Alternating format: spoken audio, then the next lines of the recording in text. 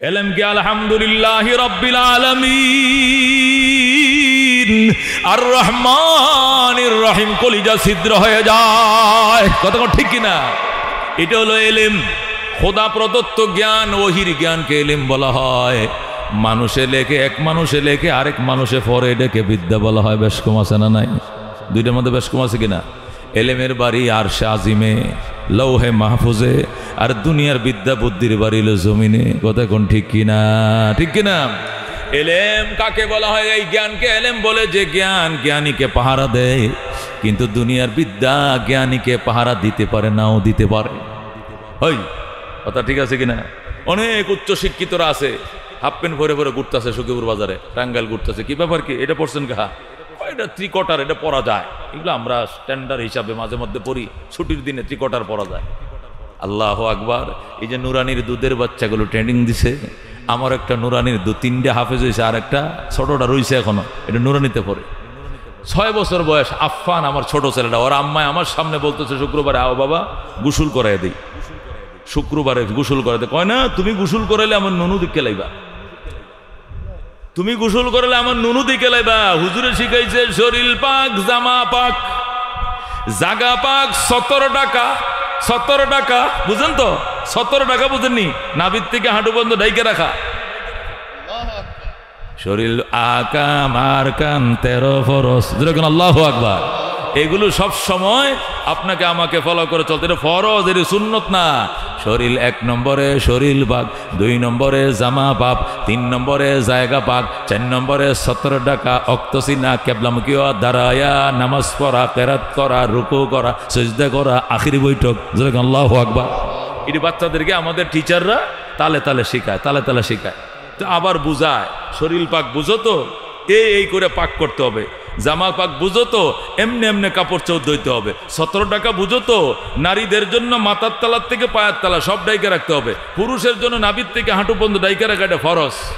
এই যে বুঝায় দিছে, আর যে মাথায় ঢুকছে এলেম, এই ঢুকার পরে আর তাকে কাইটা ফালাইবেন, কিন্তু সে উলঙ্গ হবে না, নাভি কেউ দেখবে না, হাঁটুর উপর অংশ কেউ দেখবে না। কথা কোন ঠিক কিনা? ওই 55 বছরের খাটাস, সে রিল্যাক্সে ঘুরতেছে ত্রিকটার পরে। আরে 8 বছরের যুবক, সে বলতেছে মা তুমি গোসল করাইলে নুনু দিই কে পালাইবা, আমার গোসল আমি করব। তাহলে তারে এলেমে পাহারা দিছে কিনা? দিছে কিনা? এলেম ওই জ্ঞানকে বলা হয়, তার জ্ঞানীকে পাহারা দিবে। বিদ্যা পাহারা দিতেও পারে, নাও দিতে পারে, গ্যারান্টি নাই। ফ্যামিলি ভালো হইলে পাহারা দেয় না, তো বা পাহারা দেয় না। দোস্ত এলেম বলা ওই জ্ঞান, যে জ্ঞান জ্ঞানীর সাথে দুনিয়াতেও থাকে, কবরেও থাকবে, মিজানেও থাকবে, ফুলসিরাতেও থাকবে, জান্নাতে ঢোকার পরে ওই জ্ঞান তার সাথে থাকবে, তারে বলা এলেম। আর দুনিয়ার জ্ঞান মৌতের বিছানা পর্যন্ত থাকবে, মরার পরে একটা শরীয় সরে একটা ABCD অন্তরে থাকবে না, বিদায় নিয়ে নিবে। এলেম আর বিদ্যার মধ্যে পার্থক্য আছে। দুনিয়ার জ্ঞান কতটুক পর্যন্ত? আপনি ঢাকা বিশ্ববিদ্যালয়ের প্রফেসর, টাঙ্গাইল সরকারি কলেজের লেকচারার, ইংলিশে অনর্গল, যেই মালাকুল মউত আজরাইল আপনার ঘরে ঢুকবে রিটায়ার্ডের পরে, যখন ঘরটা নড়তে থাকবে বুঝবেন আজরাইল ঘরে ঢুকছে, সাথে সাথে উড়াল দেয়া দুনিয়ার জ্ঞান সব চলে যাবে। একটা শরীয় সরা এখানে থাকবে না, একটা ABCD থাকবে না, দুনিয়ার কোনো জ্ঞান থাকবে না। ওই কোরআনের 2-4টা সূরা জানা থাকলে, 2-4টা হাদিস মসলা মাসাল জানাতে, এটি শুধু দিল পাহারা দিবে। এছাড়া আপনার অন্তরটাকে পাহারা দেওয়ার মতো কোনো বিদ্যা এখানে থাকবে না, সব চলে যাবে। আল্লাহু আকবার। কিন্তু আলেম যে 30 পারা কোরআনের হাফেজ, সে হাফেজই থাকবে, মরার আগে হাফেজ, মরার পরে হাফেজ, কবরেও তাকে হাফেজ করে ডাকা হবে। আল্লাহু আকবার। হাসরেও হাফেজ, মিজানেও হাফেজ, ফুলসিরাতের ব্রিজ হাফেজ সাহেব পার হবে, হাফেজ, হেফজ তার সাথে থাকবে, জান্নাতে যাওয়ার পরেও হেফজ তার সাথে, সে হাফেজ। আল্লাহু আকবার। এটাই বেশ কম। এলেম আর বিদ্যার ভিতরে এটাই বেশ কম। বিদ্যা মওত পর্যন্ত, আর এলেমের দৌড় জান্নাত পর্যন্ত। সুবহান। এটা কোরআন হাদিসের আলোকে বুঝাবো, আরো বুঝাবো, এমনি যুক্তির আলোকে বুঝেন। যদি বলেন এটা কেন হুজুর এটা মানি না, তাহলে আপনি বুঝেন দুনিয়া নকল। বলেন দুনিয়া কি? নকল। দুনিয়ার জ্ঞানও নকল। নকল জ্ঞান নকল দেশে থেকে যাবে, ওই পারে, বর্ডার পারে, ওই পারে যাবে না। দুনিয়া নকল, দুনিয়া ভেঙ্গে চুরমার হয়ে যাবে, দুনিয়া থাকবে না, ভেঙ্গে চুরমার হয়ে যাবে। দুনিয়ার জ্ঞানও নকল, দুনিয়ার জ্ঞানও ব্যঙ্গে চোরমার এই দেশে পড়ে থাকবে। পরকাল আসল, এলেমও আসল, এই জন্য এলেম আসল জিনিস আসল দেশে চলে যাবে। সুবহানাল্লাহ। আরো বুঝেন, দুনিয়া নকল, দেহ নকল, দুনিয়া নকল, দেহ নকল, পরকাল আসল, রূহ আসল। এই জন্য নকল দেহ নকল দুনিয়াতে পড়ে থাকবে, মাটির নিচে পুঁতে রাখবে, পোকামাকড়ে খেয়ে ফেলবে, এটা কোথাও যাবে না, গর্ত করে থুইবে। নবী বলছেন কবর দিও, কবরের বাংলা অর্থ হলো গর্ত। কবরের বাংলাতে কয় গর্ত, আরবিতে কয় কবর। নবী কয় মানুষ তো সৃষ্টির সেরা, এটা কুত্তা বিলায় খাবে, পশু পাখি খাবে, খারাপ দেখা যাবে, এই জন্য মাটির নিচে গর্ত করে থুয়ে দাও। এই গর্তটারে কয় কবর দেথ।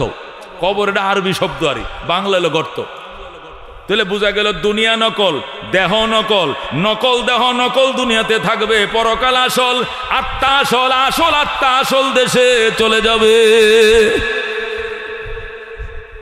পরকাল আসল, আত্মা আসল। আমরা যে কবর দেই, আত্মারে কবর দেই না দেহরে কবর দেই? আত্মা কই? আত্মা যদি জান্নাতের আত্মা হয় চলে যাবে ইল্লিনে, বলেন আল্লাহু আকবার। আর আত্মা যদি জাহান্নামী আত্মা হয় চলে যাবে সিজ্জিলে। সিজ্জিল জাহান্নামের এরিয়ার ভিতরে একটা জায়গা, সেখানে সমস্ত আত্মাগুলো একত্রিত হবে। আর ইল্লিন ৭ আসমানের উপরে জান্নাতের একটা এরিয়া, সেখানে আল্লাহওয়ালা জান্নাতীদের আত্মা সবুজ পাখির কাবারের ভিতরে হয়ে জান্নাতে উড়াল মারতে থাকবে। তাহলে কি বুঝলাম? নকল নকলের সাথে মিলে, আসল আসলের সাথে মিলে। কতক্ষণ ঠিক কিনা? দুনিয়া নকল, দেহ নকল, নকল দেহ নকল দুনিয়াতে পড়ে থাকবে। পরকাল আসল, রূহ আসল, আসল রূহ আসল দেশে চলে যাবে। ঠিক তদ্রূপ দুনিয়া নকল, দুনিয়ার বিদ্যা বুদ্ধিও নকল। এই যে নকল বিদ্যা বুদ্ধি দুনিয়াতে থাকবে, এটা পরকালে একটা সরিয়ে সরাও যাইত না, এবিসিডি ওই পারে যাবে না। কিন্তু পরকাল আসল, এলেম আসল, এলেম আসল দেশে পরকালে চলে যাবে, জান্নাত পর্যন্ত এলেমের দৌড় ছাতে যাবে। জোরে সুবহানাল্লাহ। আল্লাহ নবী বলেন ইউকালু লি সাহিবিল কোরআন, আল্লাহর পক্ষ থেকে জান্নাতের গেইটে কোরআনওয়ালাকে বলা হবে ইকরা ওয়ারতাকি ওয়ারাতিল কামা কুনতা তুরাতিলু ফিদ দুনিয়া ফা ইন্না মানজিলাকা ইনদা আখিরি আয়াতিন তাকরাউহা। জোরে কোন সুবহানাল্লাহ। ইউকালু লি সাহিবিল কোরআন, কোরআনওয়ালাকে বলা হবে জান্নাতের গেইটে, আল্লাহ কোরআনওয়ালাকে বলবেন ইকরা, পড়ো। আল্লাহ বলবেন ইকরা মানে কি? পড়ো। ওয়ারতাকি, চড়ো, পড়ো, আর সিঁড়িতে উপরে উঠো, তালা বাও, এক একটা আয়াত পড়বা, এক একটা তালায় উঠবা। ইকরা ওয়ারতাকি, আল্লাহ জান্নাতের গেইটে বলবেন এবার কোবার কোরআন পড়ো আর উপরে চড়ো, পড়ো আর চড়ো, পড়ো আর চড়ো। আমি কত তালায় উঠবো? আল্লাহ বলবেন ফাইন্না মানজিলাকা ইনদা আখিরি আয়াতিন তাকরাউহা, তোমার তালার গণনা ওখানে শেষ হবে, আয়াতের গণনা যেখানে শেষ হবে। সুবহানাল্লাহ। তুমি যদি পড়ো ৬৬৬৬ আয়াত, তুমি উঠবে ৬৬৬৬ তলায়। সুবহানাল্লাহ। রাজিনা কিসমাতাল জব্বার ফিনা লানা ইলমুন ওয়ালিল আদাই মালো ফা ইন্নাল মা লা ইয়াফনা আন করিবিন ওয়া ইন্নাল ইলমা ইয়াবকা লা ইয়াজালু লাকাদ জানাল বিলাদা ওয়া মান আলাইহা ইমামুল মুসলিমিন আবু হানিফা ফামা ফিল মাশরিকিন লাহু নাযীরু ওয়ালা ফিল মাগরিবিন ওয়ালা বিকুফা। যুরকুন মারহাবা। এই জন্য দোস্ত বলতেছিলাম কোরআনটা জান্নাতে যাবে। কেমনে যাবে জান্নাতে? কয় দেহটা হইলো নকল। দেহটা কি? নকল। এটা হলো মোবাইলের মতো। আর আত্মাটা হলো আসল। আত্মাটা হলো সিমের মতো। মোবাইলের ভিতরে সিম কার্ড থাকে না? সিমটা হলো আত্মা, মোবাইলটা হলো কি? দেহ। কয় মোবাইল যদি ভেঙে যায়, ফুরে যায়, তাহলে নতুন মোবাইলে আবার সিমটা ঢুকাইলে আবার আগের মতো নেট এসে যায়। কথা কোন ঠিক কিনা? কয় দেহটা যদি ফসে যায়, দুনিয়াতে গলে যায়, পরকালে আল্লাহ আবার নতুন দেহ বানাইবেন, আর ওই আত্মার সাথে কানেকশন দিয়ে দিবেন, আবার কোরআন 30 পারা আইসা যাবে। বলেন আল্লাহু আকবার। আপনার মোবাইলে অনেক ফাংশন আছে, 4GB 3GB ফুল করা আছে, অনেক কিছু আছে। কোনো কারণে টেহান খায়া, আসার খায়া মোবাইলটা ভেঙে গেছে। কি হয়ে গেছে? ভেঙে গেছে। তাহলে কি আপনার 4GB সব শেষ? সব শেষ, কিচ্ছু শেষ হয় নাই। এই সেটটা বদলাইয়া সখীপুর আর একটা নতুন সেট লয়ে ভিতরে ঢুকাইয়া টিপ দেও, ক্লিক করে দেখবো আগের মতো সব ছবি এসে গেছে। কথা কোন ঠিক কিনা? ঠিক তদ্রুপ কোরআনের হাফেজ মারা গেছে, আলেম মারা গেছে, দেহটা মাটিতে খায় ফেলাইছে, সিমটা তো উড়াল দিয়ে চলে গেছে জান্নাতে। বলেন আল্লাহু আকবার। ওই সিমের সাথে নতুন মোবাইল সংযোগ হবে, মানে নতুন দেহ আরেকটা আল্লাহ সেখানে বানাইবে, বানায় ওই দেহর মধ্যে আবার সিমটা ঢুকায় দিবে, আত্মাটা ঢুকায় দিবে। ঢোকানোর পরে যখন ক্লিক করবে আবার 30 পারা কোরআন আসবে, বলবে তাহা মা আনজালনা আলাইকাল কুরআন লিতাশকা ইল্লা তাযকিরাতাল লিমান ইয়াখশা তানসীলাম মিম্মান খালাকাল আরদা ওয়াস সামাওয়াতিল উলা আর রহমানু আলাল আরশি ইসতাওয়া লাহু মা ফিস সামাওয়াতি وما في الأرض وما بينهما وما تحت الثرى الله أكبر। এই জন্য দোস্ত এলেম মহা সম্পদ, এটা আমার সাথে তোমার সাথে জান্নাত পর্যন্ত যাবে, ভিআইপি আইনা দিবে তোমার জন্য আমার জন্য। দুনিয়ার শিক্ষা যাইবে না রে দোস্ত। এই জন্য চেষ্টা করো একটু এলেম শিক্ষা করার জন্য। নবী বলছেন মান ইউরিদিল্লাহু বিহি খায়রা, আল্লাহ যার কল্যাণ চায় আল্লাহ তাকে দিনে এলেম শিক্ষা করার ব্যবস্থা করে দেয়। বাজানরে তুমি মাস্টার, তুমি টিচার, তুমি অধ্যাপক, তুমি প্রফেসর, যেই হও না কেন, একটা সন্তানরে আলেম বানাও, হাফেজ বানাও, জানাজারা যেন পড়াইতে পারে। আলেমের বড় মর্যাদা আল্লাহর কাছে। কথা কোন ঠিক কিনা? আল্লাহর হাবিব সাল্লাল্লাহু আলাইহি ওয়াসাল্লাম মক্কা শরীফ যখন আল্লাহর কোরআন নাযিল হওয়া শুরু হলো, এলেম যখন নবীর সিনার ভিতরে ঢোকা শুরু হইল, এলেম যখন নবীজির সিনায় ঢুকতে শুরু হইল, আল্লাহ নবী সিনিয়র সাহাবীদেরকে নিয়ে পরামর্শ বলুন, সাহাবায়ে কেরাম এই যে কোরআন আসতেছে এগুলো আমি চর্চা করানোর দরকার, নতুবা ভুলে যাইবা। লেখা রাখার দরকার, মুখস্থ করার দরকার, নতুবা ভুলে যাইবা। এই জন্য তোমরা আমার একটু জায়গা দাও, আমি মাদ্রাসা বানাবো, আমার জায়গা দাও। সাহাবায়ে কেরাম 80-82 জন সাহাবী নিয়ে নবী বসছে জায়গা কালেকশনের জন্য। আর রশিদ হাওয়া মাদ্রাসা বানাবে। আল্লাহু আকবার। নবীজি সিনিয়র সাহাবীদেরকে নিয়ে মক্কায় বসলেন, আমার একটু জায়গা দাও। কেন? আমার উপর যে কোরআনের আয়াতগুলো আসতেছে এগুলো আমার শিখাইতে হবে, এগুলো চর্চা করতে হবে, না হলে ভুলে যাইবে তোমরা, এগুলো লেখা রাখতে হবে।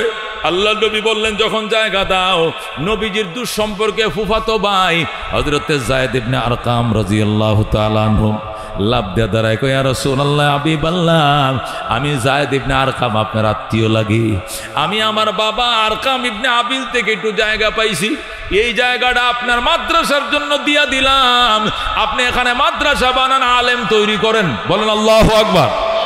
যায়েদ ইবনে আরকাম রাদিয়াল্লাহু তাআলা আনহু সফা পাহাড়ের পাশে, সফা মারওয়া দুইটা পাহাড় আছে, যারা মক্কা মদিনা গেছেন দেখছেন কিনা, সাফা মারওয়া সাই করে, ওই সফা পাহাড়ের পাশে হযরতে যায়েদ ইবনে আরকামের একটু জায়গা ছিল, এটাও কিনে নাই, ওনার বাপের থেকে ওয়ারিশ সূত্রে, তরখা সূত্রে পাইছে।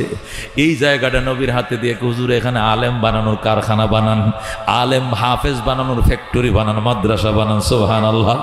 আল্লাহর হাবিব 13 বছর পর্যন্ত এই দারে আরকামকে মাদ্রাসা বানাইয়া, মক্কা শরীফ মাদ্রাসা বানায়, হাজার হাজার সাহাবীদেরকে আলেম বানাইছে, শত শত সাহাবীদেরকে কোরআনের হাফেজ বানাইছে। 13 বছর পরে নবীজি হিজরত করে মদিনায় চলে যান। মদিনা শরীফ যায় মসজিদে নববী বানাইলেন, মসজিদে নববীর কোণার মধ্যে আবার মাদ্রাসা তো সোফা বানাইলেন। সেখানে 80-82 জন ছাত্র ছিল, খায়া না খায়া সেখানে পড়ে থাকতো, তারা নবীর থেকে এলেম শিখতো, হাদিস শিখতো। এইভাবে কওমি মাদ্রাসা নবী বানাইতে শুরু করলেন। মক্কাও বানাইলেন একটা, মদিনাও বানাইলেন, কওমি মাদ্রাসা, এগুলো সরকারি আলিয়া নয়, কওমি মাদ্রাসা। এই দুইটা মাদ্রাসা শেষ, নবী দুনিয়াতে বিদায় নিলেন। 23 বছর হয়ে গেছে, নবী বিদায় হয়ে গেলেন। এরপরে হযরতে আবু দারদা রাদিয়াল্লাহু তাআলা আনহু সিরিয়ার রাজধানী দামেস্কে, আবু দারদা রাদিয়াল্লাহু তাআলা 3 নম্বর আরেকটা কওমি মাদ্রাসা বানাইলেন। জোরে কোন সুবহানাল্লাহ। হযরতে আবু দারদার পরে হযরতে আব্দুল্লাহ ইবনে মাসউদ রাদিয়াল্লাহু তাআলা আনহু ইরাকের দ্বিতীয় রাজধানী কুফা নগরীতে কওমি মাদ্রাসার 4 নম্বর শাখা তৈরি করলেন। আল্লাহু আকবার। আব্দুল্লাহ ইবনে মাসউদ যখন 4 নম্বর মাদ্রাসা বানাইলেন, এইটার দেখা দেখি হযরতে আমর ইবনে আস রাদিয়াল্লাহু তাআলা আনহু মিশরের রাজধানী কায়রোতে, মিশরের রাজধানী কোথায়? কায়রোতে কওমি মাদ্রাসার 5 নম্বর শাখা উদ্বোধন করলেন। সুবহানাল্লাহ। যখন আরবের মধ্যে মাদ্রাসার প্রসিদ্ধি হয়ে গেল, আল্লাহু আকবার হইতে হইতে আরবের মাদ্রাসা বানানোর হিরিক শুরু হয়ে গেল। আফগানিস্তানের বাদশাহ সুলতান মাহমুদ গজনবী, আফগানিস্তানের বাদশাহ সুলতান মাহমুদ গজনবী রহমতুল্লাহ আলাইহি গজনির মধ্যে দারুল উলুম গজনি তৈরি করলেন। এটা হলো 6 নম্বর মাদ্রাসা। সুলতান মাহমুদ গজনবী কওমি মাদ্রাসা 6 নম্বর শাখা বানানোর পর ইরাকের বাদশাহ নিজামউদ্দিন, তিনি ইরাকের রাজধানী বাগদাদে তার নামে মাদ্রাসা নিজামিয়া তৈরি করলেন। কি নাম? মাদ্রাসায়ে নিজামিয়া। মাদ্রাসা নিজামিয়ার নামে কওমি মাদ্রাসাগুলোকে দরসে নিজামির মাদ্রাসা বলা হয়। কওমি মাদ্রাসাগুলোকে কেউ বলে দেওবন্দি দারার মাদ্রাসা, আর কেউ বলে কি দরসে নিজামির মাদ্রাসা, বলে কি না? দেওবন্দি, দেওবন্দ থেকে এই জন্য দেওবন্দি দারার মাদ্রাসা, অথবা কি বলে হ্যাঁ দরসে নিজামি। দরসে নিজামি মানে ওই যে বাদশাহ নিজামউদ্দিন, তিনি ইরাকে মাদ্রাসায় নিজামিয়া তার নামেই বানাইছিলেন। ওই এখানে এই মাদ্রাসা নিজামিয়াতে কোটি কোটি আলেম হয়েছে। আল্লাহু আকবার। বরেণ্য উলামায়ে কেরাম নিজামিয়াতে লেখাপড়া করা হয়েছে। উল্লেখযোগ্য 3 জন আলেম ছিলেন। একজনের নাম হুজ্জাতুল ইসলাম ইমাম গাজ্জালী রহমতুল্লাহ আলাইহি মাদ্রাসা নিজামিয়ার ছাত্র ছিলেন। পারস্য কবি, বিশ্বকবি শেখ সাদি রহমতুল্লাহ আলাইহি তিনিও মাদ্রাসা নিজামিয়ার ছাত্র ছিলেন। বরফির মহিউদ্দিন আবদুল কাদের জিলানী রহমতুল্লাহ আলাইহি তিনিও সেই মাদ্রাসা নিজামিয়ার ছাত্র ছিলেন। যেরকম সুবহানাল্লাহ। বরফি সাহেব কোন মাদ্রাসার ছাত্র? ওই মাদ্রাসা নিজামিয়ার। শেখ সাদি মাদ্রাসা নিজামিয়ার ছাত্র। হুজ্জাতুল ইসলাম ইমাম গাজ্জালী মাদ্রাসা নিজামিয়ার ছাত্র। নিজামিয়া যখন খুব প্রসিদ্ধ হয়ে গেল, মদিনার থেকে ইসলামের শিক্ষার সম্রাট হয়ে গেল বাগদাদ, তখন এই ভারতবর্ষে মোগলদের শাসন শুরু হয়ে গেল। মোগল রাজারা নিজামের বাদশাহ নিজামিয়ার মাদ্রাসা দেখে মোগলরা মাদ্রাসা বানাইতে শুরু করলেন। সুলতান আলতামাস রহমতুল্লাহ আলাইহি দিল্লিতে দারুল উলুম মাদ্রাসা তৈরি করলেন। বাদশাহ সুলতান আলতামাস দিল্লির বাদশাহ, তিনি দিল্লিতে মাদ্রাসা বানাইলেন। সুলতান আলতামাসকে দেখার সাথে সাথে আল্লাহু আকবার সুলতান সালাউদ্দিন গুরি রহমতুল্লাহ আলাইহি আজমিরে দারুল উলুম আজমির বানাইলেন। বলেন আল্লাহু আকবার। সুলতান সালাউদ্দিন গুরি রহমতুল্লাহ আলাইহি আজমির শরীফে তিনিও মাদ্রাসা বানাইলেন। এইভাবে মাদ্রাসা হইতে হইতে শুধু বঙ্গপ্রদেশে, কোন প্রদেশে? বঙ্গপ্রদেশ মানে যে এলাকার মানুষ বাংলায় কথা বলে, বাংলাদেশ, কলকাতা, আসাম, উড়িষ্যা, কয়টা প্রদেশ? 4টে প্রদেশ। এটাকে বঙ্গপ্রদেশ বলা হইতো। এই বঙ্গপ্রদেশের মধ্যে 80,000 মাদ্রাসা ছিল। কয় হাজার? 80,000 মাদ্রাসা ছিল। মাদ্রাসাগুলো যেন সুন্দর চলতে পারে এই জন্য মোগল রাজারা তাদেরকে রেজিস্ট্রেশন দিয়ে রাখছিল, এবং প্রত্যেকটা মাদ্রাসার জন্য 200 বিঘা, 300 বিঘা, 1000 বিঘা পর্যন্ত মাটি ছিল, জমিন ছিল। এই জমিনের ফসল বিক্রি করে মাদ্রাসা চলবে, কোনো সাহায্য মাগতে হবে না। আল্লাহু আকবার। এইভাবে 80,000 মাদ্রাসা ছিল। মদিনার থেকে শিক্ষার কেন্দ্র, প্রাণ কেন্দ্র হয়ে গেল বাগদাদ। বাগদাদ থেকে শিক্ষার প্রাণ কেন্দ্র হয়ে গেল বঙ্গপ্রদেশ। আল্লাহু আকবার। যখন বঙ্গপ্রদেশ শিক্ষার প্রাণ কেন্দ্র হয়ে গেল, ওই ব্রিটিশ লাল কুত্তার দল, এদের মাথা নষ্ট হয়ে গেছে, সর্বনাশ। ইসলামের জোয়ার শুরু হয়ে গেছে বঙ্গপ্রদেশে। এই জন্য ব্রিটিশদের মাথা নষ্ট হয়ে গেছে। তারা ব্যবসার নাম দিয়ে ইন্ডিয়াতে ঢুকছে। তখন শাহজাহান 1701 খ্রিস্টাব্দে, শাহজাহান সে মোগল সম্রাট, বাদশাহ শাহজাহান তখন ক্ষমতায়। তখন ইস্ট ইন্ডিয়ান কোম্পানি আসছে, আইসা বলতেছে শাহজাহান আপনার দেশে প্রচুর শ্রমিক আছে এবং ফাঁকা জায়গা আছে, ফ্যাক্টরি কারখানা তৈরি করার পর্যাপ্ত জায়গা আছে এবং শ্রমিক আছে। আমরা পাউন্ড অর্জন করার জন্য ব্যবস্থা করে দেই, আমরা মিল, ফ্যাক্টরি, ইন্ডাস্ট্রি তৈরি করব, আর আপনাদের দেশের মানুষ কর্মসংস্থান পাবে, দেশ অল্প দিনে উন্নত হয়ে যাবে, আমাদেরকে ফ্যাক্টরি করার অনুমতি দেন। তখন উলামায়ে কেরাম শাহজাহানকে বাধা দিল, খবরদার আপনি ইস্ট ইন্ডিয়ান কোম্পানিকে অনুমতি দিয়েন না, মসজিদ মাদ্রাসা থাকবে না, ধ্বংস হয়ে যাবে। তখন শাহজাহান কয় মোল্লারা কিচ্ছু বুঝে না, মৌলবীরা কিছু বুঝে না, এরা দেশের উন্নতি সহ্য করতে পারে না। শাহজাহান কইল মিছিল থেকে সমস্ত আলেমদেরকে অ্যারেস্ট করো। পুলিশ মিছিল থেকে মৌলবীদেরকে অ্যারেস্ট করে জেলখানায় ঢুকাইছে। এরপরে মিল, কারখানা, ফ্যাক্টরি বানাইছে এবং তারা বাদশাহ শাহজাহান অনুমতি দিছে, ইস্ট ইন্ডিয়ান কোম্পানিকে লাইসেন্স দিছে, রেজিস্ট্রেশন দিছে, তারা ব্যবসা শুরু করছে, মিল কারখানা বানাইছে। বানায় যখন ভারতের শ্রমিকরা চাকরি শুরু করছে, পাউন্ড পাইতেছে, পাউন্ড, ডলার পাইতেছে, তখন শাহজাহান দেখো আমার দেশ উন্নত হয়ে যাইতেছে, কিন্তু মুলুবিরা উন্নতের পথে বাধা। মুলুবিদেরকে সব দিনে জেলে ফাটাইছে, জেলের মধ্যে কোনো জামিন নাই, আটকায় রাখছে। কিছুদিন যাইতে দেরি, কিন্তু দুর্ঘটনা ঘটতে দেরি হয় নাই। ধীরে ধীরে ধীরে ধীরে সমস্ত মোগলদেরকে পরাজিত করে ক্ষমতার জায়গাটা বসে গেছে। প্রথম হয়েছে আইসা কয়, শাহজাহান সাহেব, আমরা যে দামি দামি হাজার হাজার কোটি টাকা খরচ করে আপনাদের মিল ফ্যাক্টরি বানাইলাম, নিরাপত্তা তো নাই। কয় কেন? এই দেশের মুসলমান আমাদের বিরুদ্ধে মিছিল করে, কোন সময় দখল করে ফেলে, এই জন্য নিরাপত্তা আপনাদের দেশের সোলজারদের নিরাপত্তা হবে না, আমি আমাদের ব্রিটিশ থেকে নিরাপত্তা সৈনিক আনতে হবে। কয় ঠিক আছে, আনো। জাহাজ ভরে, স্টিমার ভরে ভরে তারা দিল্লির ঘাটে আইনা লক্ষ লক্ষ সৈনিক আনছে, রাতের অন্ধকারে আইনা ফ্যাক্টরি পাহারা দেওয়ার নাম দেওয়া পরে দেশ পাহারা দেওয়া শুরু করলো। ধীরে ধীরে মসনদে বসে গেল, টিপু সুলতান সহ সমস্ত সুলতানরা পরাজিত হলো, ব্রিটিশরা ক্ষমতায় বসে যায়। জোরে কন্যা নওয়াজুবিল্লাহ। এবার মসজিদ মাদ্রাসা ভাঙতে দেরি হয় নাই। ব্রিটিশ জেনারেল আসছে, আইসা বলতেছে আপনাদের এলাকায় মসজিদ কটা? তিনটা। মন্দির কয়টা? মন্দির তো নাই। কেন? দুইটা মসজিদ থাকবে, আর একটা মসজিদ ভেঙ্গে মন্দির বানান, এখানে হিন্দুরা আরাধনা করবে। একটা মসজিদ ভেঙ্গে মন্দির বানাইছে, জোরে কন্যা নওয়াজুবিল্লাহ। আর দুইটা মসজিদ রাখছে। মুসলমান কি করবে? গুলির সামনে মাইনে নিছে কোনো মতে। কিছুদিন পরে আইসা বলতেছে, হ্যাঁ কেন মসজিদ দুইটা মন্দির একটা, বৈষম্য কেন? মসজিদও একটা থাকবে, মন্দিরও একটা থাকবে, আর একটা মসজিদ ভাঙ্গো, জোরে কন্যা নওয়াজুবিল্লাহ। এখন কি হইলো?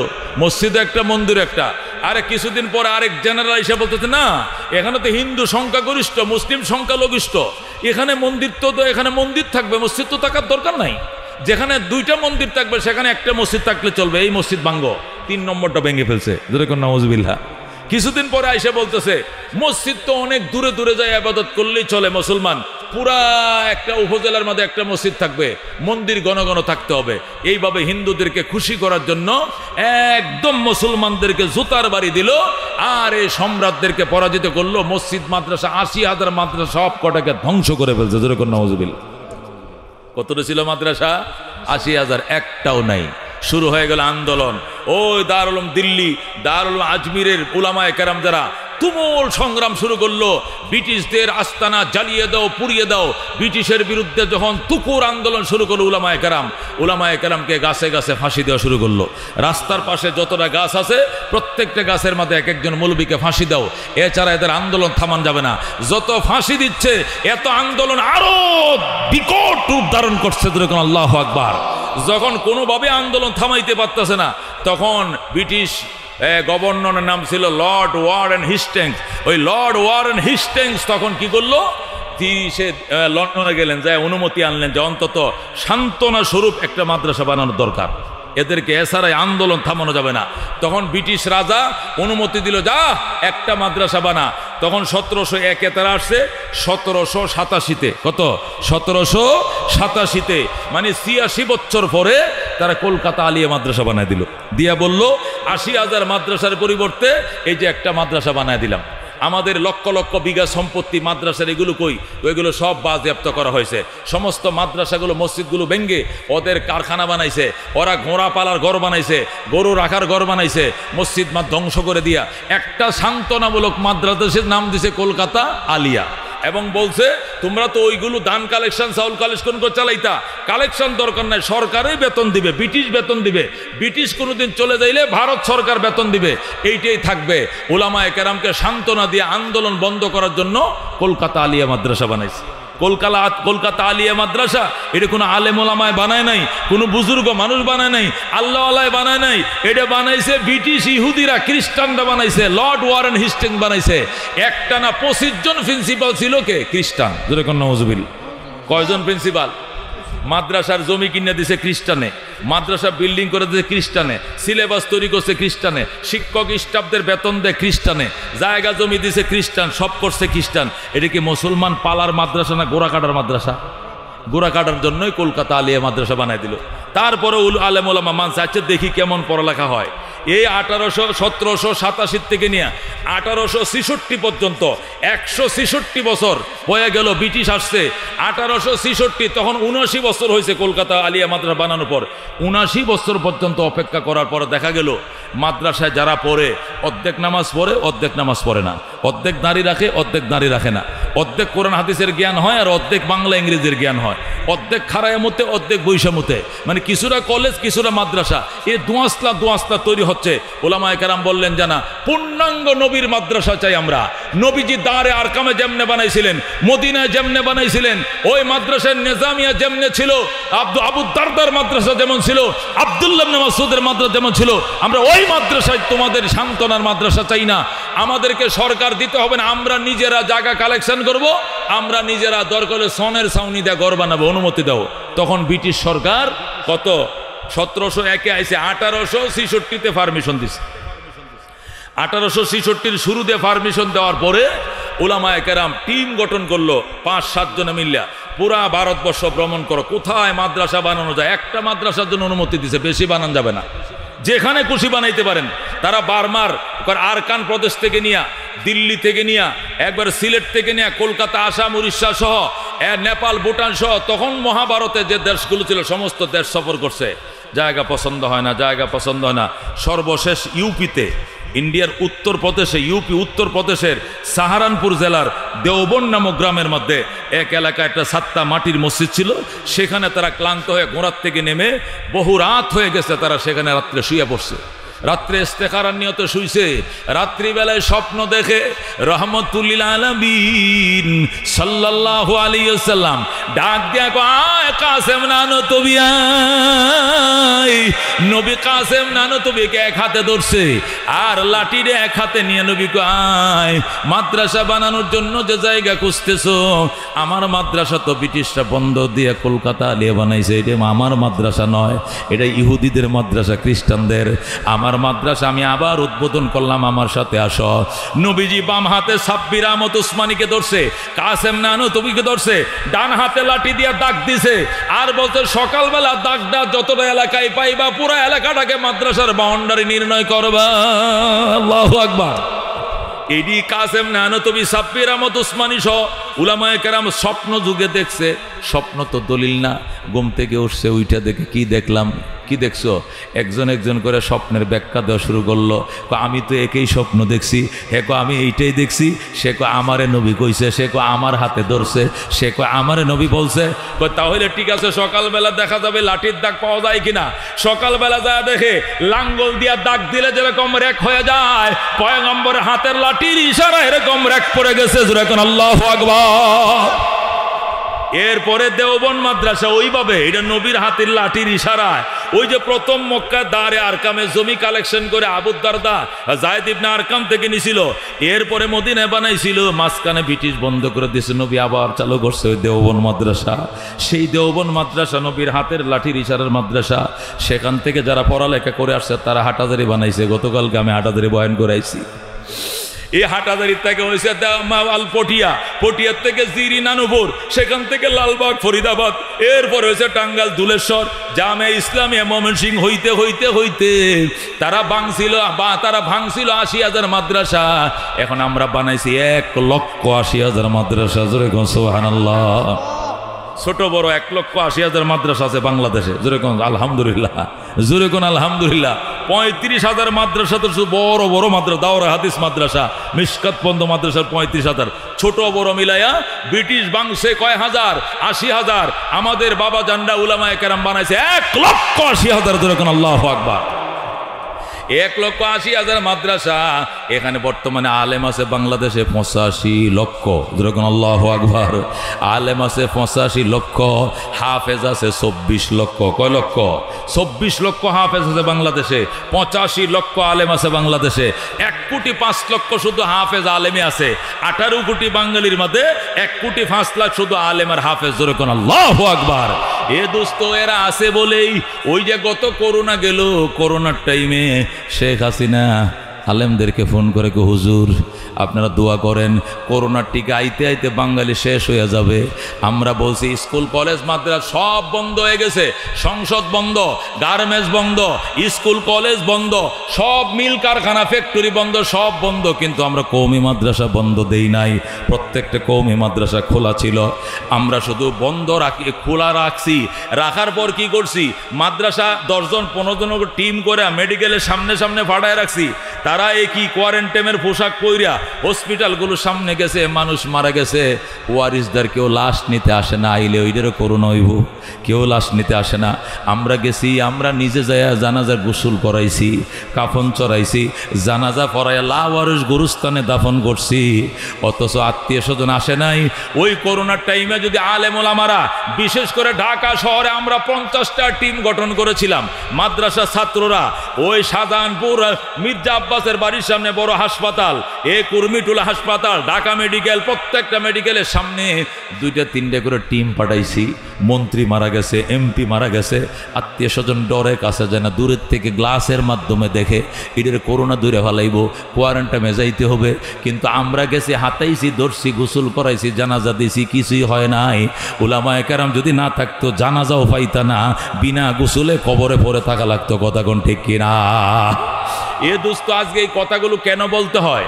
এই জন্য বলতে হয়, অনেকে বলে হুজুর আমাদের জেনারেল শিক্ষা একমুখী, আমরা বাংলা মিডিয়াম হোক আর ইংলিশ মিডিয়াম হোক, আমাদের শিক্ষা তো একমুখী, কিন্তু আপনাদের ধর্মীয় শিক্ষা 2 ধরনের কেন? কিছু কওমি, কিছু আলিয়া, এমন কেন? বাজান, আমাদের শিক্ষা একমুখী। আগেও কওমি ছিল, এখনও কওমি আছে। মাঝখানে ব্রিটিশরা এসে আমগোর খাদের উপরে, সরকারের খাদের উপরে আলিয়া জুলাইয়া থুয়ে গেছে। কথা কোন ঠিক কিনা? এটি থুয়ে গেছে, সরকার বন্ধও করে নাই, এখনও আলিয়া চলতেছে। চলুক, এটা হিংসাও করি না, বদনামও করি না, ওইটাও একটা শিক্ষা প্রতিষ্ঠান, শিখতেছে, হইতেছে ভালো। কিন্তু মদিনার শিক্ষা, নবী যেটা শিখাইছিলেন, নবী যেটা উদ্বোধন করছিলেন, ওইটা আলিয়া নয়। আলিয়া কোনো আলেম ওলামা বানায় নাই, কোনো ইমানদারও বানায় নাই। আলিয়া কর সলিড একজন খ্রিস্টান, এ ভারতের যিনি কি ছিলেন, গভর্নর ছিলেন, লর্ড ওয়ারেন হেস্টিংস বানাইছেন, তিনি প্রথম প্রিন্সিপাল ছিলেন। কথা কোন ঠিক কিনা? তারপরে আমাদের উলামায়ে দেওবন্দের বহু বরেণ্য উলামায়ে কেরামরা আলিয়াতে যায় কি পড়াইছে? হাদিস পড়াইছে, বুখারী পড়াইছে, মুহাদ্দিস ছিল। কথা কোন ঠিক কিনা? বহু দেওবন্দের ছাত্ররা আলিয়াতে ওই শিক্ষকতা করছে, হাদিস কোরআন পড়াইছে। এই জন্য এলেম ওখানেও আছে, আমল ওখানেও আছে। তুলনামূলক একটু বেশি কওমি মাদ্রাসাতে এলেমের সংখ্যাটা অনেক বেশি। কথা কোন ঠিক কিনা? ওরে দোস্ত, নিজের ছেলেকে বানাইছো ব্যারিস্টার, কালেক্টর, অনেক কিছু বানাও, নিষেধ নাই, জায়েজ আছে। তারপরেও নিজের ছেলে যদি তোমার জানাজা পড়ায়, আলহামদুলিল্লাহ, আশা করা যায় তোমার জীবনের গুনাহ মাফ। জোরে আল্লাহু আকবার। কাতার সোজা করেন। আমার জানাজা, আমার বাবার জানাজা আমি পড়াইতেছি, বাবার সাথে কোনো আচার ব্যবহারে কষ্ট পাওয়া থাকলে মাফ করে দিবেন। কাতার সোজা করেন, আল্লাহু আকবার বলে সন্তান যদি জানাজা পড়া হয়, আল্লাহ রাব্বুল আলামিন বাবার গুনাহ মাফ করে দিবে। সুবহানাল্লাহ। আর যদি বলেন ওই বাইতুল্লাহর ইমাম আব্দুর রহমান সুদাই, শেখ সুদাইসিকে আইনা জানাজা পড়াবো, আপ ডাউন বিমান ভাড়া আমি দিব, গুনাহ মাফের গ্যারান্টি নাই। নিজের সন্তান আলেম বানাও, আল্লাহ রাব্বুল আলামিন গুনাহ মাফের গ্যারান্টি দিছে। জোরে গান আল্লাহু আকবার। ময়দানে হাসর যখন শুরু হয়ে যাবে, আল্লাহ রাব্বুল আলামিন নবী রাসূলগণকে নিয়ে মিম্বরে বসবেন, বিরাট বড় আসন নিয়ে বসবেন, আর বলবেন জান্নাতবাসী কিছু লাগবো নি কও। জান্নাতীরা বলবে আল্লাহ এমন দেওয়া দিছে না, আর কিচ্ছু লাগতো না, দেখো কিছু লাগবে কিনা। জান্নাতীরা বলবে তাহলে নবী রাসূলরা কোনো কথা বললেন না, আমি জান্নাতি সাধারণ পাবলিকের সামনে কিছু কথা বলতে চাই। আচ্ছা, তোমরা জান্নাত পাইছো নি? পাইছি। নিয়ামত পাইছো নি? পাইছি। আরো কিছু লাগবে নি? বলবে না, আর কিছু লাগবে না। মালাইনুন রাত ওয়ালা উযুনুন সামিয়াত ওয়ালা খাতারা আলা কলবি বশর। এত জিনিস আম করে দিছেন, কোনোদিন কেউ চোখেও দেখে নাই, কানেও শুনে নাই, অন্তরে কল্পনাও করে নাই। এত নিয়ামত দিয়ে আমাদেরকে ভরে দিয়েছেন, কিচ্ছু লাগতো না। আল্লাহ বলবেন দেখো আরো কিছু লাগবে কিনা। চাইতে দেরি হবে, দিতে দেরি হবে না। আল্লাহ জান্নাতীরা বলবে আল্লাহ একটা জিনিস লাগবে, কি? আপনার সন্তুষ্টি লাগবে। জোরে কোন আল্লাহু আকবার। আল্লাহ বলবেন আমি তোমাদের উপরে চির সন্তুষ্ট, এটা তো আমি এমনি দিয়ে দিছি, এটা সামান লাগতো না, এটা এমনি দিছি, এছাড়া আরও কিছু লাগবে নি। জান্নাতের এখন আর বলতে পারবে না। আল্লাহ বলবেন একটা জিনিস আছে, চাইলেই পাইবা না, চাইলে পাইবা না। আল্লাহু আকবার। জান্নাতীরা চাইতেও পাবে না, পাইবেও না। আল্লাহ বল না চাইলে দিমু না, চাও। জান্নাতীরা বলবে আল্লাহ আমাদের তো মনে নাই, আপনার নবীকে বলেন শিখাই দেওয়ার জন্য। আল্লাহু আকবার। নবী কাঁদতে থাকবেন, চোখের কোনায় পানি এসে যাবে। আল্লাহ বলবেন বন্ধু কাঁদেন না, এখানে কানলে অসুবিধা হবে, এটা জান্নাতের জমিন। কতলে উম্মত কান্দে কেন? আমি তো কানতে বলি নাই, তারা কানবে কেন? নবী বলবেন আমাকে অনুমতি দেন, আমি শিখাইয়া দেই। আল্লাহ বলবেন আপনাকে অনুমতি দেওয়া যাবে না, আল্লাহ রাব্বুল আলামিন বলবেন আপনাদের নবীদের পারমিশন হবে না, নবী বলবেন আমাদের পারমিশন না দিলে আলেমদেরকে পারমিশন দিন, আলেমরা এদেরকে শিখিয়ে দিবে আপনার কাছে কি চাইবে। তখন আমার আল্লাহ বলবেন ঠিক আছে অনুমতি দিলাম। আল্লামা কারি তোয়েব সাহেব খুতবাতে হাকিমুল ইসলামের মধ্যে লেখে আল্লাহ রাব্বুল আলামিন সর্বশেষ আলেমদেরকে পারমিশন দিবেন। এই উলামা মৌলবীরা কোথায় আসো? আসো তোমরা, আসি, দাঁড়াও তো, দাঁড়ায় জান্নাতবাসীদেরকে বলো ওরা আমার কাছে কি চাইবে একটু শিখিয়ে দাও, শিখিয়ে দাও। তখন উলামায়ে কেরাম দাঁড়াবে, দাঁড়ায় বলবে ওরে জান্নাতবাসী, আসল জিনিসটাই তো তোরা ফাঁস নাই, মেন জিনিসটাই তোরা ভুইলা গেছস আল্লাহর কাছে চা। ওরে জান্নাতবাসী আল্লাহর কাছে বলো আল্লাহ আপনাকে আমরা কলিজা দিয়া অন্তর দিয়া ভালোবাসতাম, আপনাকে জমিনে দেখি নাই, আপনাকে হাসরের ময়দানে দেখি নাই, আশায় ছিলাম জান্নাতে দেখব। আজকে জান্নাতের ভিতরে আপনার শরীরে 70,000 নূরের পর্দা, আমাদের এক দফা এক দাবি নূরের পর্দা সরান, একবার দেখতে দেন, জোরে কোন আল্লাহু আকবার। জান্নাতীরা তোমরা বলো আল্লাহ নূরের পর্দা সরান, আমাদেরকে একবার দেখতে দেন। জান্নাতীরা বলবে হায় হায় এটা তো আসল কথা, এটা তো 1 নম্বর কথা, এইটাই নিয়ে ভুলে গিয়েছিলাম। আলেম ওলামা বসেন, আপনাদের কৃতজ্ঞতার শেষ নাই, আপনাদের এহসানের কোনো শেষ নাই। দুনিয়াতে বহু এহসান করেছেন, হাসরের ময়দানে সুপারিশ করছেন, আজকে জান্নাতে ঢোকার পরে দয়া করছেন। বসেন উলামায়ে কেরাম, এবার জান্নাতীরা বলবে আল্লাহ আসল জিনিসটা এতক্ষণে মনে হয়েছে, কে শিখাইছে গো? হুজুরা শিখাইছে। এবার বলো, এবার বলবে আল্লাহ আল্লাহ আপনাকে মহব্বত করতাম, ঠান্ডা পানি দিয়াম আল্লাহু আকবার ওযু করছি, পুষ মাসের শীতে আপনার বয়ে আপনার মহব্বতে, গরমের ভিতরে রোজা রাখছি, রোজা ভাঙ্গি নাই, লক্ষ লক্ষ টাকা খরচ করে হজ করছি, হজ সারি নাই, কুরবানি দিছি, যাকাত দিছি, আপনার হুকুম নষ্ট করি নাই, আপনাকে জীবন দিয়ে ভালোবাসতাম কিন্তু আপনাকে দেখি নাই। আজকে জান্নাতে দেখার বড় শখ ছিল আপনাকে, কিন্তু আপনি 70,000 নূরের পর্দা পেছানো। আমাদের এক দফা এক দাবি নূরের পর্দা সরান, একবার দেখতে দেন। আল্লাহু আকবার। जन्नत दोज़ख से यार अब क्या करो, आरज़ू है मैं तुझे देखा करो, पूरो गिलमा जितनी नियामत है तो सबसे बढ़कर नियामते दीदार तो। या अल्लाह जन्नत दिया करी की जहन्नम दिया करी की, आय अल्लाह আমাদের এক দফা এক দাবি, আপনি আমাদেরকে দেখা দেন, আমাদের আর কোনো কিছু দরকার নেই। জোরে কোন আল্লাহু আকবার। আল্লাহর হাবিব সাল্লাল্লাহু আলাইহি সাল্লাম বলেছেন ওই সময় আল্লাহ রাব্বুল আলামিন বলবেন জান্নাতবাসীরা এতক্ষণে সঠিক প্রশ্ন হইছে, এবার ঠিক আছে। আল্লাহ বলবেন নূরের পর্দা সরে যাও, শুধু কোন বলবেন ফায়া কোন হয়ে যাবে। যখন আল্লাহ বলবেন কোন মানে পর্দা সরে যাও, শুধু বলবে সরে যাও, টাস টাস করে পর্দাগুলো খুলে যাবে। আল্লাহু আকবার। আল্লাহর দেহের ভিতরে 70,000 নূরের পর্দা সরে যাবে, নূরের ঝলক ভাসতে থাকবে চোখে। জান্নাতের এমন ছাউনি দিবে, একটা ছাউনিতে 70,000 বছর পার হয়ে যাবে। 70,000 ছায়ায় থাকবে, চোখের পুতনিও নড়বে না। এরপরে তারা সজদায় পড়ে যাবে, সজদার মধ্যে আরো 70,000 বছর থাকবে। এরপরে আল্লাহ নিজেই বলবেন ইরফাউ রুউসাকুম, মাথা উঠাও, ওয়াদখুলুল জান্নাতা, জান্নাতে প্রবেশ করো, সালামুন আলাইকুম তিবতুম, তোমাদের উপরে চির শান্তি বর্ষিত হোক, তোমরা বড় ভাগ্যবান। ফাদখুলুহা খালিদিন, চিরদিনের জন্য জান্নাতে ঢুকো। আল্লাহু আকবার। এরপরে জান্নাতীরা জান্নাতে ঢুকবে, আসল নিয়ামত ভোগ করা শুরু করবে। মেরে ভাই ও দুস্থ বুজুর্গ উলামায়ে কেরাম এখানে পর্যন্ত আমাদের সুপারিশ করবে। এই জন্য দোস্ত নবী বলছেন কোন আলেমান আও মুতাআল্লিমান আও মুঈনান আও মুহিব্বান, বেটা আলেম হ, আলেম না হইতে পারলে আলেমের ছাত্র হ, আও মুঈনান সাহায্যকারী হ, আও মুহিব্বান অন্তর দিয়ে ভালোবাসনেওয়ালা হও। খবরদার আলেমের সাথে বিত্তেই করবা না, আলেমদেরকে কোনোদিন দুশ্মনী রাখবা না। আল্লাহু আকবার। ও মুঈনান সাহায্যকারী হও, মুহিব্বান অন্তর দিয়ে ভালোবাসা করে কও, ওয়ালা তাকুন খামিসা 5 নম্বরে যাইও না, কোন আলিমান আলেম হও, ও মুতাআল্লিমান ছাত্র হও, আলেমের ছাত্র হও।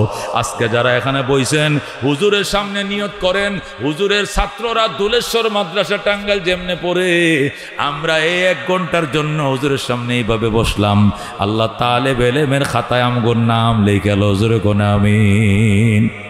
রাজি আছেন কি আপনারা? তালেব এলেমের তো রাজি আছেন তো ইনশাআল্লাহ? আল্লাহ রাব্বুল আলামিন বলছেন, ইয়া আইয়ুহাল্লাযীনা ইত্তাকুল্লাহ, হে বিশ্বাসীরা আমি আল্লাহকে ভয় করো, ওয়াবতাগু ইলাইহিল ওসিলা, আমি আল্লাহর কাছে ওসিলা তালাশ করো। আল্লাহকে আমারে ভয় করো আর আমার কাছে ওসিলা খুঁজো। ওসিলা মানে কি? ওসিলা মানে কি বিশ্বাস? ওসিলা মানে কি লাল গাঁজাওয়ালা? ওসিলা মানে ফিতাওয়ালা? ওসিলা মানে কি ভান্ডারি? ওসিলা মানে কি মাজার? নয়। মুফাসসিরিনে কেরাম বলেন ওসিলা 4 জিনিসের নাম। কয় জিনিসের নাম? জরে ওসিলা কয় জিনিসের নাম? আল্লাহ বলছেন ওয়াবতাগু ইলাইহিল ওসিলা, আমার কাছে ওসিলা খোঁজো, ওসিলা নিয়ে আসো। 4 জিনিস ওসিলা। কয় জিনিস? 1 নম্বর কিতাবুল্লাহ, 1 নম্বর ওসিলা হবে কিতাবুল্লাহ, আল্লাহর কোরআন। জান্নাতে যাওয়ার জন্য ওসিলা হবে, জোরে কোন সুবহানাল্লাহ। 1 নম্বরে কিতাবুল্লাহ। এই তোমরা অনেক ডিস্টার্ব করতেছো বারবার, তোমাদের চলাচলে সবাই তোমাদের দিকে তাকায় তাকায়, এটা তো হইল না। ফিট করছো, ফিট করে থুয়ে দাও। এটা তো হইলে আমি প্রথমে না করতে চাইছিলাম যে না করে দেই, পরে আবার কিতা কও না কও, হুজুর দূরেতে আইছি। আচ্ছা যাও, এই হেদায়েতের নিয়তে ওয়াজ প্রচারের জন্য আমরা অনুমতি দিলাম, নাহলে তো হুজুর যেখানে আসে হুজুর অনুমতি দেয় না, কথা কোন ঠিক কিনা? তারপরে ডরে ডরে আমি কইতেছি হুজুরে কোন সময় বকা দেয়, এরপরে তোরাতে দাঁড়ায় ডিস্টার্ব করতেছস, কারণটা কি? একটা দাঁড়াবি না, এটা হইলে হইব, না হইলেও নাই, চুপ করে বসে থাক। কয় জিনিসের নাম ওসিলা? আল্লাহ বলছেন ইয়া আইয়ুহাল্লাযীনা আমানুত্তাকুল্লাহ, হে বিশ্বাসীরা আমি আল্লাহকে ভয় করো, ওয়াবতাগু ইলাইহিল ওসিলা, আমার কাছে ওসিলা নিয়ে আসো। বাজান ওসিলা ছাড়া পার হওয়া যাবে না, কতক্ষণ ঠিক কিনা? এটা আল্লাহর কোরআনের কথা। তবে ওসিলাটা কি এটা বুঝতে হবে। 4টে জিনিস ওসিলা। কয়টা জিনিস ওসিলা? 1 নম্বরে কিতাবুল্লাহ, আল্লাহর কোরআন হবে মানুষের নাজাতের জন্য ওসিলা, যেরকম সুবহানাল্লাহ। নবী বলছেন কোরআন যখন সুপারিশ শুরু করবে জাবিন করাইয়াই ছাড়বে। কোরআন এত বড় ব্যারিস্টার, সে বলবে আয়া রাব্বি ইন্নী মানাতুহুন নাওমা বিল্লাইলে ফাশাফিনি ফিহি, আল্লাহ গো রাত্রে তোমার বন্দারে ঘুমাইতে দেই নাই, আমি কোরআনকে তেলাওয়াত করছিল, কোরআন বুঝছিল, কোরআন মতো আমল করছিল, আমি কোরআনের সুপারিশ কবুল করো। নবী কয় ফায়ুশাফান, সাথে সাথে কোরআনের সুপারিশ কবুল করে আল্লাহ বন্দাকে মাফ করে দিবেন, যেরকম সুবহানাল্লাহ। এই জন্য ওসিলা 4 জিনিসের নাম। কয় জিনিস? 1 নম্বর ওসিলা কিতাবুল্লাহ, 2 নম্বর ওসিলা হলো রাসূলুল্লাহ। বলেন আল্লাহু আকবার। আল্লাহর হাবিব হবেন উম্মতের নাজাতের জন্য ওসিলা। নবী কি হবেন? আমাদের মুক্তির জন্য ওসিলা হবেন, কথা কোন ঠিক কিনা? আল্লাহ বলেন ওয়ালা সাউফা ইউতিকা রাব্বুকা ফাতারদা, ওয়ালা সাউফা ইউতিকা রাব্বুকা ফাতারদা, ওয়ালা সাউফা ইউতিকা রাব্বুকা ফাতারদা। এইটা কি সূরা আদ-দুহার মধ্যে আপনারা পড়ছেন না? আছে কিনা? ওয়ালা সাউফা ইউতিকা রাব্বুকা, আল্লাহকে আমার বন্ধু, ওয়ালা সাউফা মানে অতি শীঘ্রই, অতি শীঘ্রই, ইউতিকা রাব্বুকা আপনার রব আপনাকে এমন কিছু দিবেন, ফাতারদা পাইয়া আপনি খুশি হয়ে যাবেন। সুবহানাল্লাহ। এ দোস্ত, আল্লাহর নবী সাল্লাল্লাহু আলাইহি সাল্লাম মুখ বেজার হয়ে বসে রয়েছে, দান মুবারক ভাঙ্গে গেছে, দাঁত শহীদ হয়ে গেছে, ঘরে ভাত নাই, দেশের মানুষ তাড়ায় দিছে, দেশ থেকে বিদেশ আইছে, টেনশন কোনো শেষ নাই। তায়েফবাসীরা নবীকে মারছে, চাচারা নবীকে গালি দিছে, দেশের মানুষ নবীকে পিটাই করছে। এই জন্য নবী মন খারাপ করে বসেছিলেন। ইতিমধ্যে জিব্রাইল 3 দিন পর্যন্ত আসে না। কেন? নবীজির খাটের নিচে একটা কুত্তার বাচ্চা মরে গেছিল, এটা ময়রা দুর্গন্ধ ছুটছে, নবী জানে না। কিন্তু ফেরেশতারা যেখানে দুর্গন্ধ সেখানে ফেরেশতারা যায় না। পেঁয়াজ রসুনের গন্ধ থাকলে নবী ফেরেশতারা ঢুকে না। এই যে কুত্তার বাচ্চা খাটের তলে পরে মরে রয়েছে, নবী জানতেন না। এই জন্য 3 দিন জিব্রাইল আসে না, জিব্রাইল আসতেছে না। এই জন্য নবী টেনশনে পড়ে গেছে। আবার কাফেরদের দুর্ব্যবহার, আরো টেনশন। এতিম নবী আরো টেনশন। খাদিজাতুল কুবরার ইন্তেকাল আরেক টেনশন। নানান টেনশনে যখন হুজুর বিমূর ছিলেন, তখন আমার আল্লাহ ডাক দেখো, আল্লাহ সাউফা ইউতিকা রাব্বুকা, অতি শীঘ্রই আপনার রব আপনাকে এত কিছু দিবে, এত দেওয়া দিবে, এত দেয়া দিবে, ফাতারদা আপনি খুশি হয়ে যাবেন। ওই আশায় মন খারাপ করেন না, মন খারাপ করেন না। নবী কয় কি দিবেন আপনি আমাকে? ঈদ আল্লাহ আর দা, আমি কখনো সন্তুষ্ট হব না যতক্ষণ পর্যন্ত আমার একটা গুনাহগার উম্মত জাহান্নামে থাকবে। আল্লাহু আকবার। আমার একটা গুনাহগার উম্মত জাহান্নামে থাকা পর্যন্ত আমারে কইতেছেন ফাতারদা, আমার বন্ধু তুমি খুশি হয়ে যাইবে, আমি জীবনেও খুশি হব না। ইদান লা আরদা, আমি খুশি হব না। আল্লাহ কি কইলেন? আমার মুখের উপরে আপনি না করলেন খুশি হইবেন না, কম না কিয়া? আমার একটা গুনাহগার উম্মত জাহান্নামে থাকা পর্যন্ত আমি নবী খুশি হব না, আমার মুখে হাসি পাবেন না। আল্লাহ আপনার সব গুনাহগার উম্মত রে জাহান্নাম থেকে জান্নাত দিয়া এরপরে হলেও আপনার মুখে হাসি ফুটাবো। আল্লাহু আকবার। মনে বড় আশা ছিল যাব মদিনায়। আল্লাহু আকবার। কাফেলাতে কে যাও তুমি, কে যাও বেয়ে তোরি অবাই, সঙ্গে নিয়ে যাইও মোরে খানি কৃপা করি, সঙ্গে যদি নালাও মোরে গিয়ে মদিনায়, এই গরিবের সালাম দিও মদিনার বাদশায়। আমার আশা আছে সম্বল নাই, করি কি উপায়, মনে বড় আশা ছিল যাব মদিনায়। কে কে যাইতে মন চায় মদিনা? হাত বাড়ান। নবীজি উম্মতের উসিলা হবেন, আল্লাহ তুমি কবুল করো। আল্লাহ মক্কা মদিনা না দেখায় তুমি মরণ দিও না, দিও না, দিও না। যেরকম আমি আমার জীবনের দালান কোটা, গাড়ি বাড়ি নারী সব কিছুর আগে প্রথম চাহিদা মদিনা যাব। আছে? রাজি আছেন? রাজি আছেন ইনশাআল্লাহ? আল্লাহ কবুল করো। যেরকম আমি ছাত্র জীবনে বলতাম, আমি মেখল মাদ্রাসা যখন হেদায়েতুন্নূর ক্লাসে পড়ি তখন সাতকানিয়ার হুজুর আছিল একজন, হুজুর মনে আছেন? সাতকানিয়ার হুজুর মৌলানা গোলাম কাদের সাহেব মেখল মাদ্রাসা পড়াইতো। মুফতি আজম ফয়জুল্লাহ রহমতুল্লাহ তাকে শিক্ষক বানাইতে হয়ে গেছে মেখল মাদ্রাসা। কালকে মেখল মাদ্রাসায় এমন টাইমে আমি বয়ান করতেছি, সুবহানাল্লাহ। আজকে ওনার কবরের পাশে কালকে বয়ান করতেছে, আজকে টাঙ্গাইল চলে এসে। তো মুফতি আজম ফয়জুল্লাহ রহমতুল্লাহ ছাত্র গোলাম কাদের সাহেব আমাদেরকে নুরুল ইজা পড়াইতেন।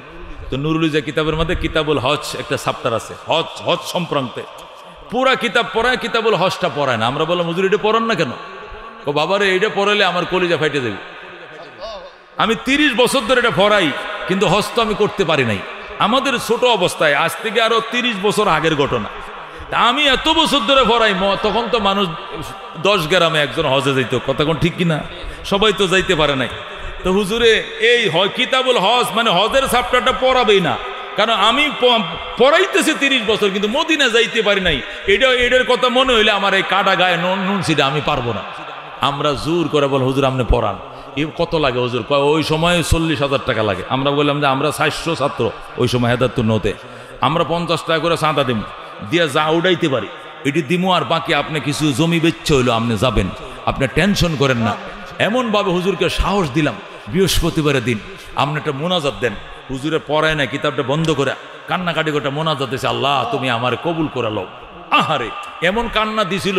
ওই সময় আমরা ছোট হেদায়েতুন্নূর পড়ি, ছোট ছোট পোলাপান, মানে 7 ক্লাসে পড়ি আর 7-এ, টাইটেলে তো বহু বছর আগে। তো তখনই আমাদের দিলে সাক্ষী দিয়েছে, এটা কামটা তো হয়ে গেছে রে, যে কান্নাটা দিছে এটা কোনো মিস নাই। বৃহস্পতিবার হুজুরে বাড়িতে গেছে, শুক্রবার শনিবার দিন আইসা ক্লাসে বলতেছে আলহামদুলিল্লাহ। চট্টগ্রামের একজন জাহাজ ব্যবসায়ী মাজ্জে হুজুর রে, মানে মুফতি আজমের জামাই নোমান ফয়জি সাহেবের আব্বা জাকারে নোমানের নানা, কয় মাজ্জে হুজুর রে গতকালকে এক লোক আয়ে বলতেছে যে আমি হজে যাই নাই, কিন্তু হজে যাওয়ার জন্য কান্দে, এরকম একটা আলেমকে আমি হজে পাঠাইতে চাই। এখন মাজ্জে হুজুরে আন নাম হইয়ে দে, এখন আই কবুল হইয়ে এই বছর আমি হজে যাবো। জোরে কোন আল্লাহু আকবার। এরে মেরে দোস্ত বুজুর্গ, এই দিন থেকেই সাতকান্না হুজুরের ওই দিন ঘটনার থেকে আমার ভিতরে ঢুকছে এই কেউ আল্লাহ আল্লাহ। মোনাজাত যতটা করছি জীবনে, হজ ছাড়া মোনাজাত করি নাই। হজের কথা বলছি, মাই জিন্দগি মে একবার মদিনা যাও, মে জিন্দগি মে একবার মদিনা যাও, মদিনা যাও কবি লৌট না আও, মাই জিন্দগি মে একবার মদিনা যাও। এই কবিতাটা খাজা মঈনুদ্দিন চিশতি আজমেরির, যেরকম সুবহানাল্লাহ। তিনি খাজা উসমানে হারুনের কাছে মুরিদ হইছে বাগদাদে। মুরিদ হইয়া রাত্রিবেলা উইটা খাজা সাহেব দোয়া করে, মাই জিন্দেগি মে একবার মদিনা যাও। অর্থ বুঝেননি? মাই জিন্দেগি মে মানে আমি জীবনে একবার কই যাবো? মদিনা যাও।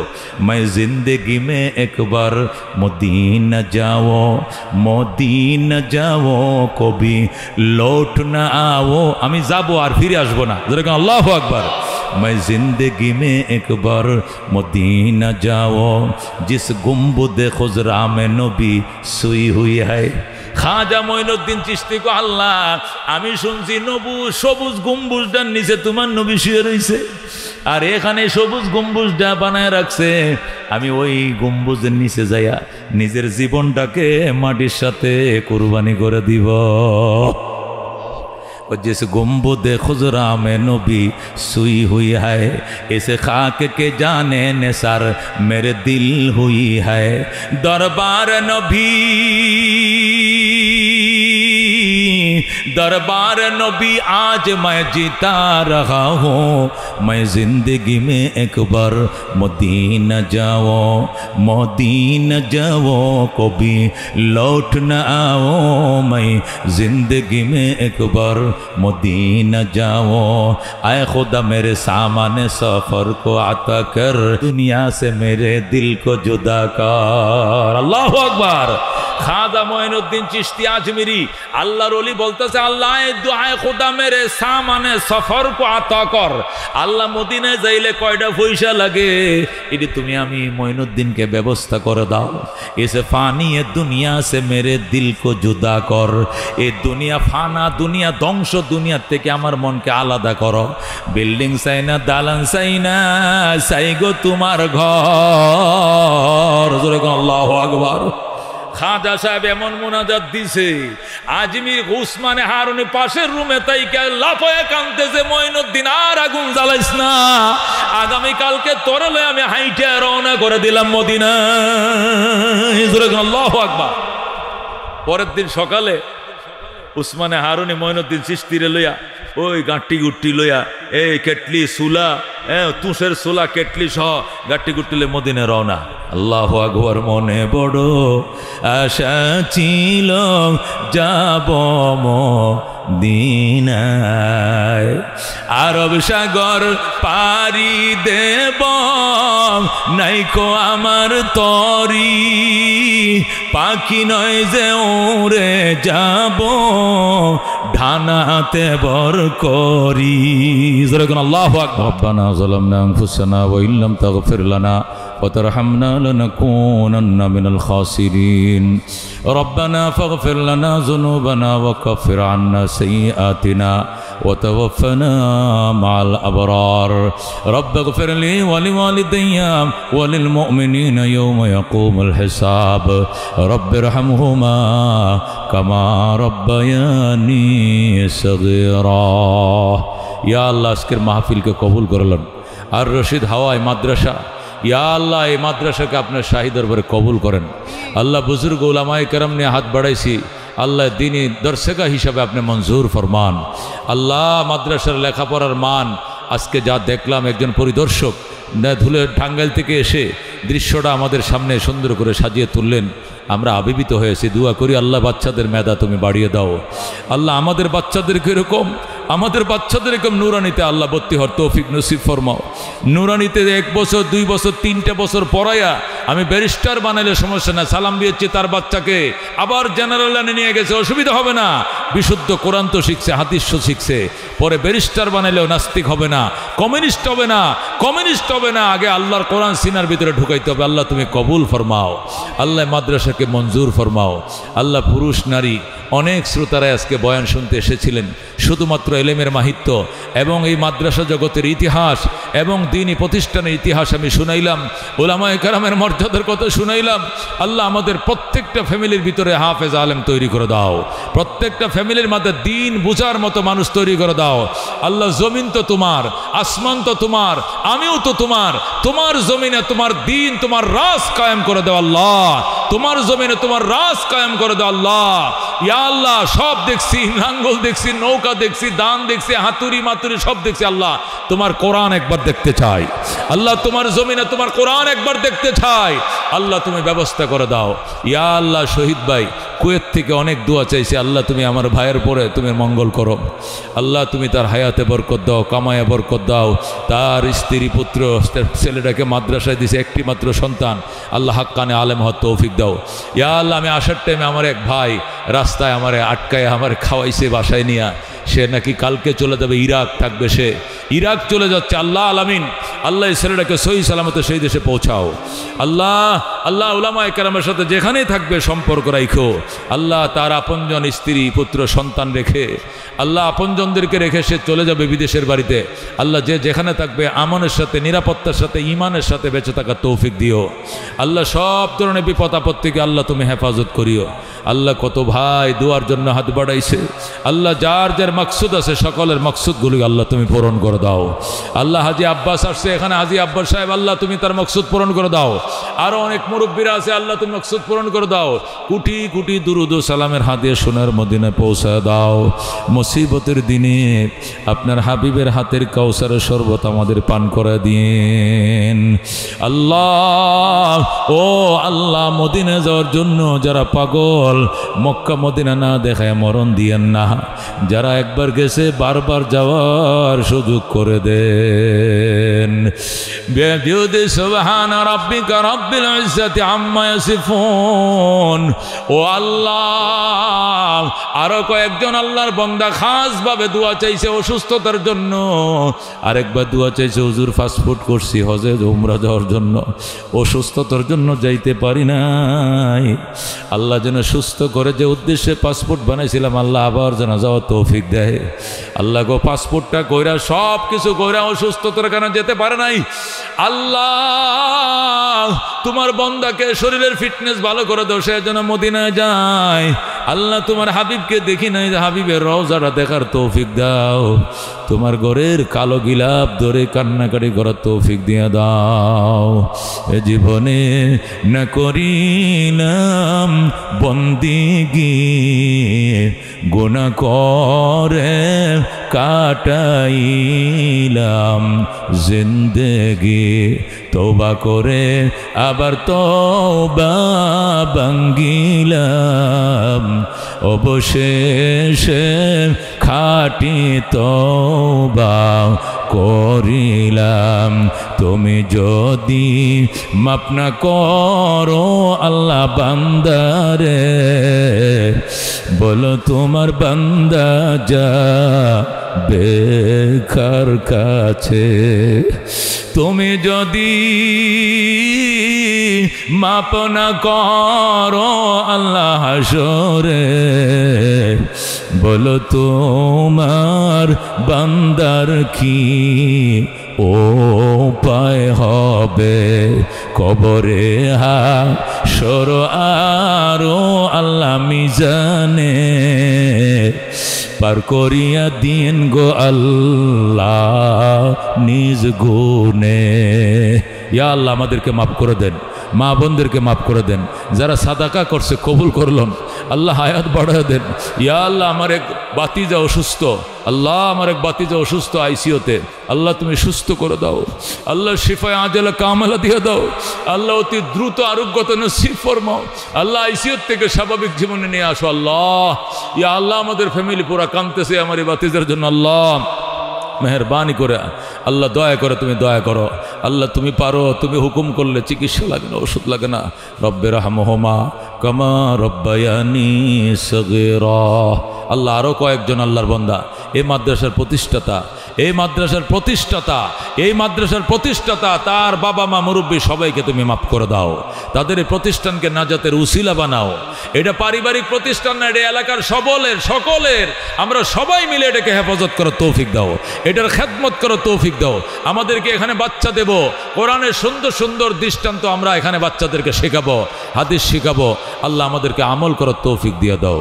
সুবহান রাব্বিকা রব্বিল ইজ্জাতি আম্মা ইয়াসিফুন ওয়া সালামুন আলাল মুরসালিন ওয়ালহামদুলিল্লাহি রব্বিল আলামিন।